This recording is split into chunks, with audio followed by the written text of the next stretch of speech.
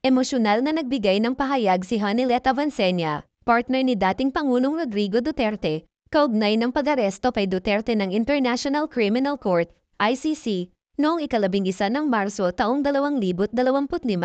Ayon kay Hanilet, hindi niya matanggap ang pagkakaaresto at ang pagdadala kay Duterte sa The Hague, Netherlands, kung saan haharap siya sa paglilitis ukol sa mga kasong crimes against humanity, kaugnay ng war on drugs na ipinatupad ng dating Pangulo. Sa isang panayam sa SMNI News, ipinabot ni Hanilet ang kanyang hinagpis at galit sa ginawa ng ICC at ng kasalukuyang administrasyon. Grabe talaga, kinulong na siya, tapos kinuha pa siya mula sa Pilipinas. Wala kaming laban, ani Hanilet, sabay luhang naglayag ng hirap na dinaranas nila sa pagkawala ni Duterte. Pahayag pa ni Hanilet, hindi siya makatulog at hindi komportable sa kanilang kalagayan. Hindi ako makatulog, hindi ako makatira sa sarili naming bahay. Nagmamakaawa lang ako, dagdag pa niya. Hindi rin nakaligtas sa kanya ang hirap sa mga pagkain kinakailangan, na tila hindi pa natutugunan ng mga kasalukuyang awtoridad. Nagbigay din siya ng pahayag ng galit sa ginawa ng mga awtoridad, sobrang pang-aabuso. Kinidnap niyo siya. Wala kaming laban, mas mabuti pang pinatay niyo na lang siya doon.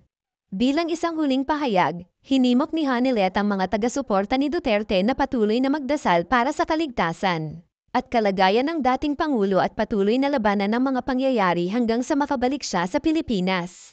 Tinutukan din ng mga balita ang insidente sa Ninoy Aquino International Airport, NAIA, kung saan isang miyembro ng Special Action Force, SAF, ang napasaktan kay Hanilet nang mahato siya ng cellphone sa noo. Gayunpaman, ayon sa mga ulat, hindi na itutuloy ni Hanilet ang kasong isinampa laban sa nasabing SAF member. Samantala, bumatikos ang mga kabataan at netizens kay Kitty Duterte, anak ni dating Pangulong Rodrigo Duterte, matapos niyang ipagtanggol ang kanyang ama sa mga social media posts kaugnay ng pag-aresto kay Duterte ng International Criminal Court, ICC.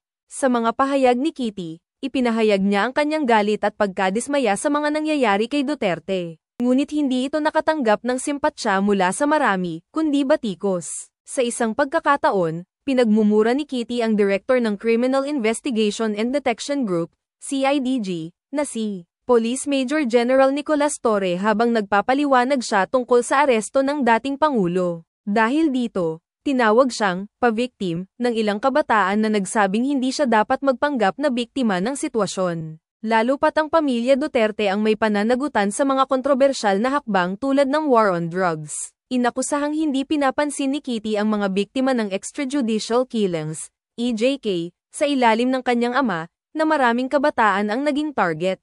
Please like, comment, share and subscribe for the latest news. Thank you for watching.